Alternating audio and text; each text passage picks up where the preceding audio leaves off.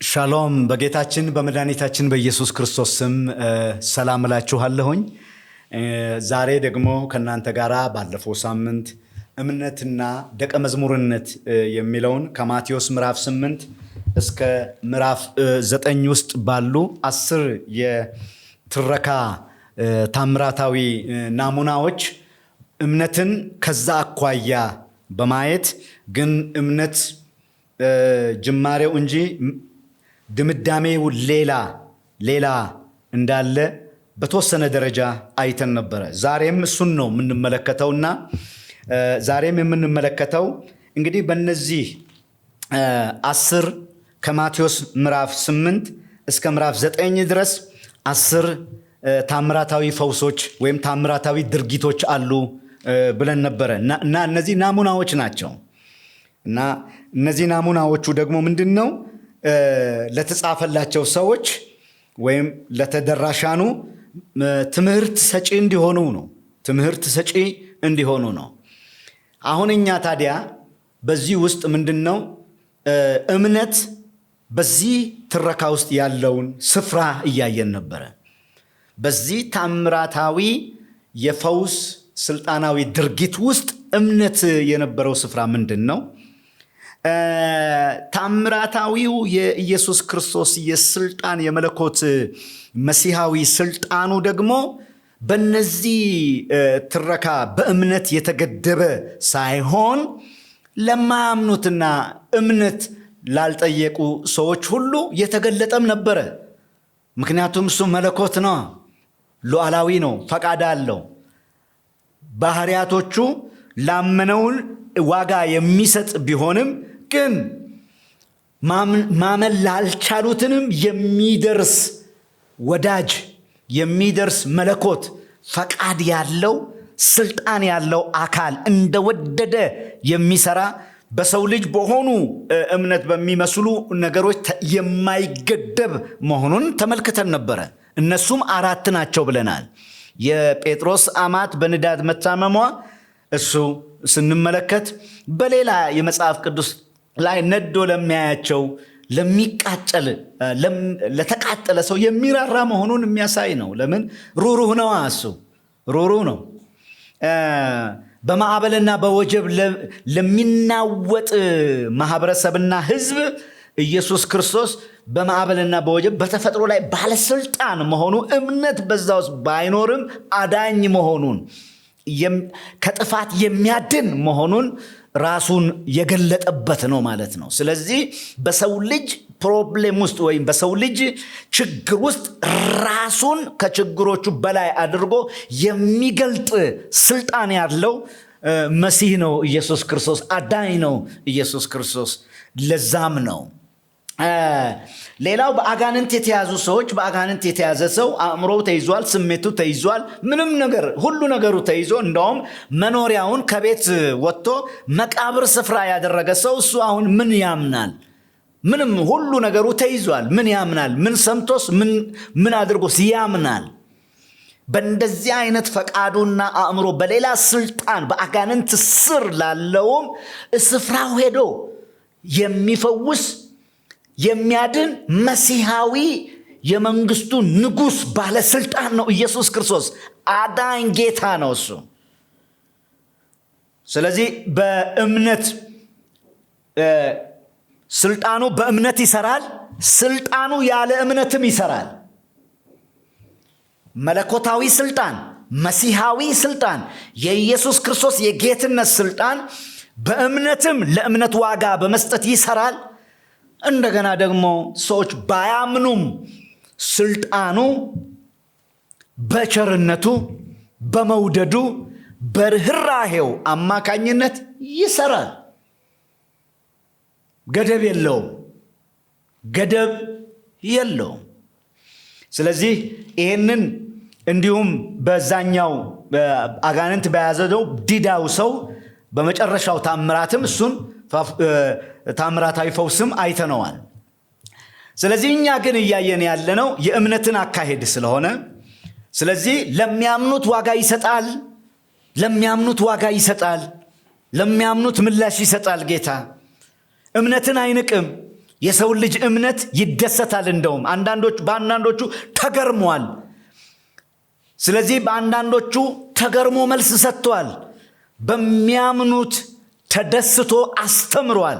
ትምህርታዊ አድርጎ አቅርቧል ኢየሱስ ክርስቶስ። ስለዚህ እምነት ያለውን ድርሻ ነው። ዛሬ ወደዚህ አሁንም በምንገባበት ጊዜ ላይ ከምዕራፍ 8 እስከ ምዕራፍ 9 ያለው ኢየሱስ የደረሳቸውን ማህበረሰቦች ልዩ ልዩ መሆኑን፣ ኬዛቸውም ልዩ ልዩ መሆኑን እስቲ አቀራረባቸውም ወይም ደግሞ ለእምነት የሰጠው የምላሽ ስልጣን የተለያየ አቀራረብ እንዳለውም ትንሽ ከሱ ብንጀምር መልካም ነው። አሁን ለምሳሌ ያክል አንደኛው ለምጽ ነው። ለምጻም ሰው ነው። ይሄ ለምጻም ሰው በሕጉ ቃል ዘሌዋውያን ላይ በጣም ለብቻ እንዲኖሩ የሚደረጉ ናቸው። ስለዚህ አካላዊ በሽታ ብቻ ሳይሆን ማህበራዊ ክፍተት ጉለት አለበት። እሱም ብቻ አይደለም፣ ስነ ልቦናዊ ጫና አለበት። ሌላ ደግሞ የኢኮኖሚ ጥገኛ ነው። መስራት አይችሉም። ምንም አይነት ስራ ከሌላ አካባቢ ላይ ምንም ተረጂዎች ናቸው። ስለዚህ አንዱ ችግር ብዙ ችግር ያመጣበትን ሰው የምናይበት ጊዜ አለ። አንዱ ሰው ራሱ በብዙ ችግሩ አንዱ ችግር ሁለንተናዊ ችግር የሚያመጣበት ነው። እዚህ ጋር የምናየው ኢኮኖሚያዊ፣ ማህበራዊ፣ ስነ ልቦናዊ። ስለዚህ እንደዚህ አይነቱን ሰው ኢየሱስ ክርስቶስ ቀርቦ ያደረገው አቀራረብ ራሱ በጣም ደስ የሚል ነው። ቢያምንም ንጻ አላለውም።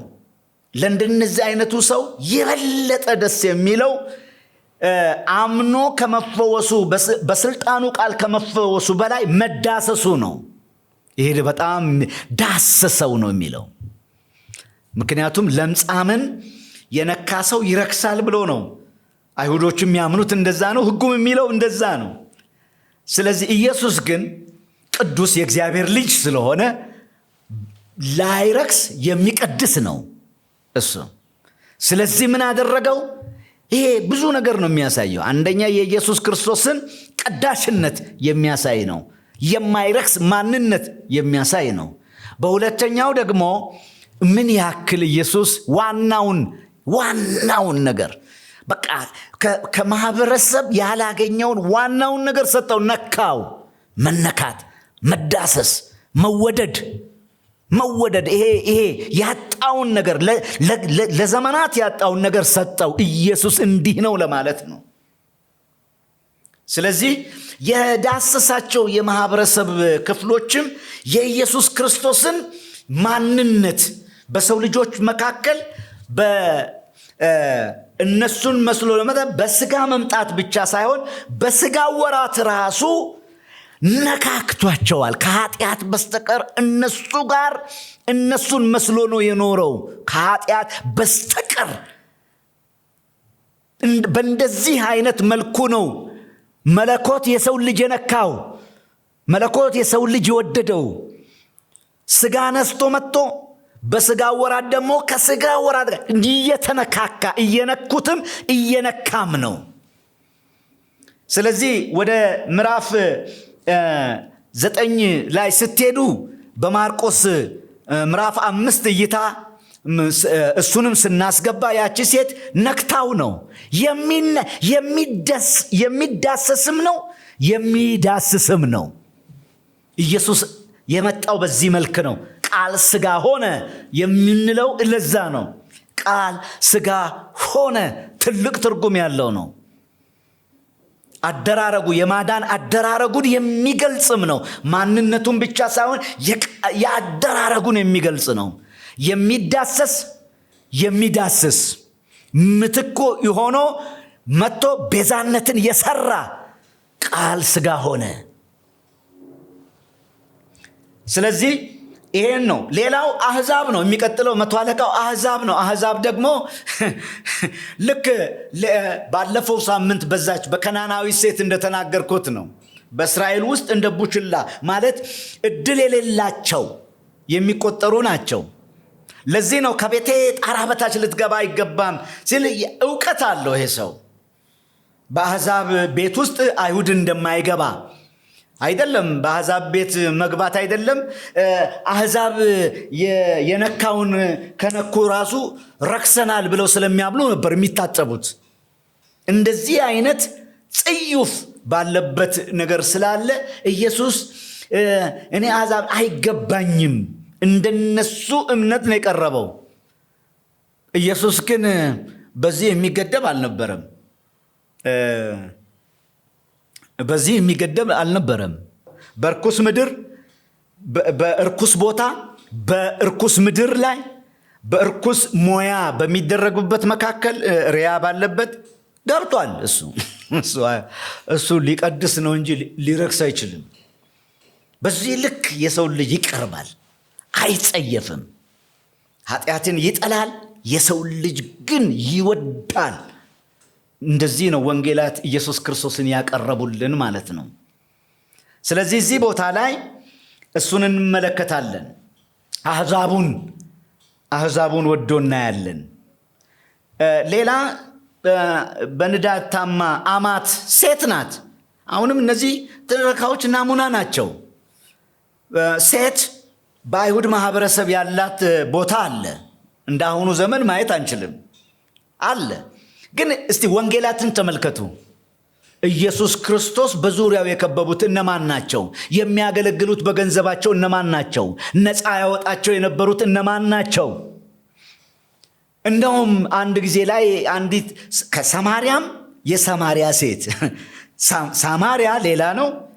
እንደገና ከሰማርያ ሴት ከእሷ ጋር ቀርቦ ሕይወቷን በመንገር ከዛ ካለችበት ሊያወጣት ግድ ብሎት የሄደውን ያንን ጌታ ከሴቶች ጋር ሲያወራ በጣም ተገረሙ። እጅግ ደቀ መዛሙርቱ ተገረሙ። እንደዚህ አይነት ማህበረሰብ ነው። ስለዚህ እዚህም ጋር የምንመለከተው በኢኮኖሚም በማህበራዊም እንደገና በጾታም ማህበረሰብ ባገለላቸው መካከል ኢየሱስ ቅርብ ነበር። በጣም ኢየሱስ ቅርብ ነበረ። እነዚህን ሁሉ ያለምንም ልዩነት ቀርቦ የሚያድን ጌታ፣ ቀርቦ የሚያድን አዳኝና መሲህ ሆኖ ነው የቀረበው። እንደዛም ነው የኖረው። አሁንም ማንንም ሁሉንም የሚወድ ነው። ምንም አይነት ምደባ ውስጥ የለም። ማንንም በምንም አይመድብም እሱ። ይሄንን በምንመለከትበት ጊዜ ቅድም ያልኳችሁ በእርኩስ ቦታ በእርኩስ ምድር በአሕዛብ በእርኩስ አሕዛብ በሚሰሩ ሞያዊ አሳማ በዛ ቦታም ላይ ሄደዋል። በጣም የሚገርም ነው። ማህበረሰብን አይከፋፍልም፣ አይለያይም በምንም አይነት ደረጃ። እዚህ ጋር ዝቅ ያለውን ለምጽ፣ እዚህ ጋር ደግሞ ከፍ ያለውን መቶ አለቃ ሲነካ እናያለን። ከፍ ያለውንም ይነካል፣ ዝቅ ያለውንም ይነካል። የሁሉ ወዳጅ ነው። እንደውም የኃጢአተኞች ወዳጅ የሚለው ምዕራፍ 9 ላይ ሲሰጡት ታዲያ እኔ እኮ ኢየሱስ ያለው እኔ እኮ መድኃኒት ነኝ። ታዲያ መድኃኒት እኮ የሚያስፈልገው ለታመመ ነው ብሎ ተናግሯል። በቃ ለታመመ፣ ነፍሱ ለታመመች አዳኝ ነው ኢየሱስ ክርስቶስ። እንደዛ ነው የመጣው ኢየሱስ ክርስቶስ። ስለዚህ ወዳጅነቱን ነው የምንመለከተው። እንዲያምኑት ሆኖ ነው የቀረበው ኢየሱስ ክርስቶስ። እንዲቀበሉት ሆኖ ነው የቀረበው ኢየሱስ ክርስቶስ ማለት ነው። ስለዚህ እነዚህን ሁሉ እናያለን። ደም ያለችም ሴት ናት። እንደገና ደግሞ የረከሰች ከምትባልም ናት። መኮንንም እዚህ ጋር እናያለን። ሁሉም አይነት ነው። ሁሉም ማለት በኢኮኖሚ በማህበራዊ በጾታ በጣም የተለያዩትን ለዛ ማህበረሰብ በተከፋፈለ ሁኔታ በሚቀራረብ ማህበረሰብ ኢየሱስ ከኃጢአት በስተቀር ሁሉንም እኩል ቀርቦ የመጣ ነው። እንደዚህ አይነት መምህርም፣ እንደዚህ አይነት ነቢይ፣ እንደዚህ አይነት በተለይ ጌታና መሲሐዊ አዳኝ ነው። እንደዚህ ነው የቀረበው። ስለዚህ ለዚህ ነው እነዚህን ነገሮች ማየት ስላለብን ነው። ታዲያ ይሄ ባለስልጣን፣ ይሄ ንጉሥ፣ ይሄ አዳኝ ጌታ ሰዎችን የደረሰበት ቅድም እንደነገርኳችሁ አንዳንዱን ዳሷል። አንድ መንገድ የለውም። መለኮት ነዋ። መለኮት በአንድ መንገድ አይመጣም። በፈለገው መንገድ ይመጣል። ገደብ የለውም። ማንነቱ ገደብ የለውም። አሰራሩም ገደብ የለሽ ነው። አንዳንድ ጊዜ ይዳስሳል፣ አንዳንድ ጊዜ ቃል ይናገራል፣ አንዳንድ ጊዜ ወክ እያደረገ ይመጣል። የተለያየ ነው። ስለዚህ በቃል አንዳንድ ጊዜ ደግሞ ይዳሰሳል። የተለያየ አይነት ነው። ሁሉም እዚህ ቦታ ላይ ከአስሩ ውስጥ ያደረጋቸውን አሰራሮች በምንመለከትበት ጊዜ ራሱ አደራረጉ ልዩ ልዩ ነው። ስልጣኑን የተጠቀመበት መንገዶቹ ራሱ ብዙ ናቸው። በዚህ በኩል አይባልም። በፈለገው መንገድ ይሰራል። ጌታ ነው እሱ። በአንድ ነገር ውስጥ አይታሰርም። ለዚህ ነው ልምምዶች፣ የእግዚአብሔር የአደራረግ ልምምዶች በአንድ ወጥ ሆኖ እሱም ለገበያ ቀርቦ በምናይበት ጊዜ የምንተቸውም ለዛ ነው። የእግዚአብሔር መንገድ ወደ ሰው ልጆች የሚመጣበት አሰራር ልዩ ልዩ ነው። በተለይ ደግሞ ለገበያ አይቀርብም፣ ነውር ነው። ነፃ ስጦታ ነው። ነፃ ስጦታ ነው። ድነት ነፃ ስጦታ ነው። ፈውስ ነፃ ስጦታ ነው። ሕይወት ነፃ ስጦታ ነው። በምንም ነገር ለምንም ነገር ዓላማ ሊውል አይገባም። ያ በወንጌል ላይ በእርሱ ማንነት ላይ የሚሰራ ወንጀል ነው ወይም ኃጢአት ነው፣ አመፅ ነው። ስለዚህ ኢየሱስ ክርስቶስ ይህንን ነው የምንመለከተው። ስለዚህ እምነትን አሁን ይሄ አይነቱ ጌታ ነው የሚታመነው፣ የታመነው ነው ማቴዎስ ያቀረበልን። እንዲህ አይነቱ ማንነት፣ እንዲህ አይነቱ አደራረግ፣ እንዲህ አይነቱ ስልጣን ያለውን ኢየሱስ አመኑት፣ መልስ ሰጣቸው እያለ ነው የሚነግረን። ስለዚህ እምነት በእንደዚህ አይነት መልኩ ነው የቀረበው። ኢየሱስ ይሄ ነው። አንዳንድ ጊዜ በዚህ ማንነቱ ሙሉ ልክ ባያምኑትም ባመኑት ልክ ሲያምኑት ግን መልስ ሰጥቷቸዋል።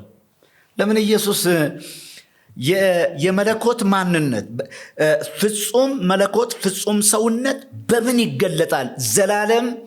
ዘላለም ሊገልጠው የማይችል ማንነት ያለው ነው።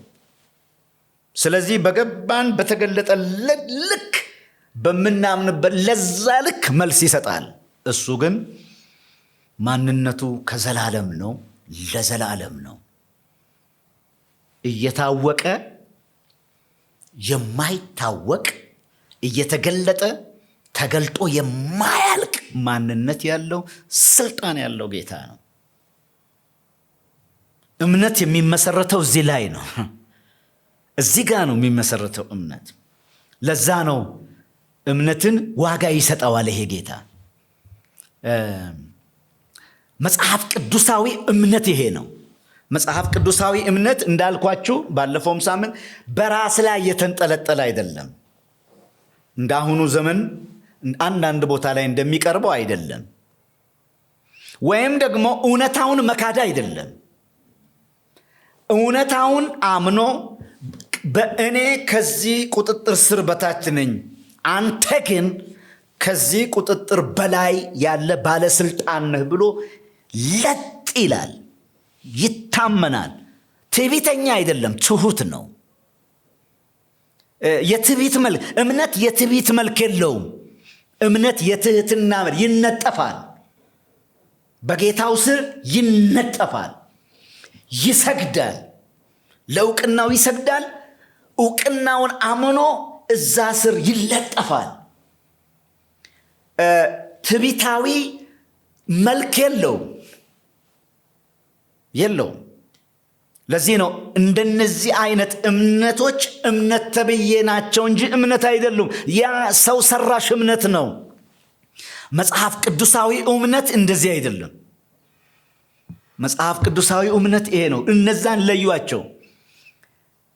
ቀደም ባለፈው ሳምንታት እንዳልኳችሁ አካላዊ ልምምድ ወይም አካላዊ ስፖርት ለአካላዊ ጤንነት እንደሚጠቅም፣ ስነ ልቦናዊ መልካም አስተሳሰብና መልካም ንግግሮች ለአእምሮ ለስነ ልቦና ጥሩ ለማሰብ ጠቃሚ ናቸው፣ ቦታ አላቸው።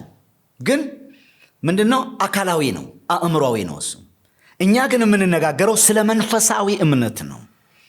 መንፈሳዊ እውነት፣ እውነተኛው እምነት የሚታመነው አካል አለው። ከሱ በላይ ለስልጣኑ በመገዛትና ስልጣኑን በማወቅ በመታመን እዛ ላይ ይለጠፋል። ይሄ ነው መጽሐፍ ቅዱሳዊ እምነት። ታዲያ የመጽሐፍ ቅዱሳዊ እምነት አሁን ለምሳሌ አሁን እዚህ ጋር ያለነው አየን። መጽሐፍ ቅዱሳዊ እምነት በዚህ አያቆምም። አሁን መጠንቀቅ ያለብን ይሄ ነው አዘጋጉ። እምነት ግብ አለው። ይሄ እምነት ሄዶ የግቡ ሌላ ነው። ለዚህ ነው ማቴዎስ ምዕራፍ 8 ከ1 እስከ 17 የላምጻሙን ፈውስ ትረካ፣ የመቶ አለቃው አገልጋይ ፈውስን፣ ከዛስ ደግሞ የጴጥሮስ አማትን ፈውስ ከተናገረ እና የሌሎቹን ከተናገረ በኋላ አንድ ትረካ ያስቀምጣል። ከ18 እስከ 22 ትረካው በጣም የሚገርም ነው። ይሄ ትረካ የጸሐፊውን የተደራሹን ምን እንዲያምኑ እንደሚፈልግ ያሳየበት የአጻጻፍ ዘዴ ነው። ምንድነው? ልከተልህ የሚለውን እዚህ ታሪክ ውስጥ ያገብጠዋል። ስለዚህ እዚህ ቦታ ላይ የምናየው ልከተልህ የሚለውን ትረካ ሲያስገባ እናያለን። አንድ ሰው ልከተልህ፣ ማቴዎስ ይህንን ያስገባል። ምክንያቱም ልከተልህ ካለው በኋላ ደግሞ በተለይ ደግሞ ለቀበሮች ጉድጓድ፣ ለሰማይ ወፎች መሳፈሪያ አላቸው፣ ለሰው ልጅ ግን ራሱን የሚያስጠጋበት የለውም አለው። ስለዚህ ምንድን ነው እምነት መከተል ነው።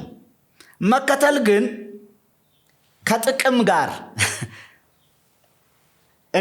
እኔን ወቀኝ ማለትም ኢየሱስ ባለስልጣን ቢሆንም በስጋው በወራ በመጣበት ጊዜ ግን ሰውን ለማዳን ስለመጣ ምድራዊ ነገርን የሚያሳይ ነገር የለውም። ምክንያቱም እኔ እንኳን መኖሪያ የለኝም እያለው ነው።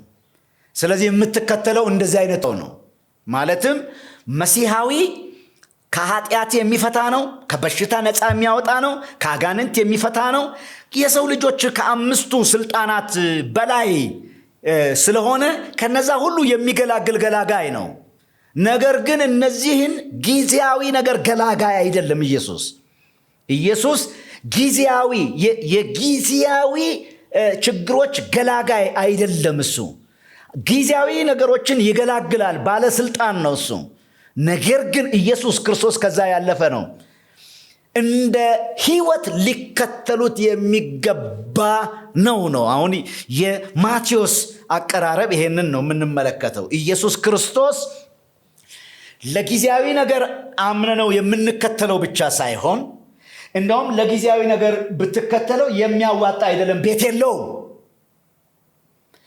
ኢየሱስ ግን ጊዜያዊውን ነገር ደግሞ ሊሰጥ የሚችል ነው። እሱ ጊዜያዊውን ነገር የሚሰጠው ግን ዘላለማዊውን ሕይወትን ለማሳየት ነው።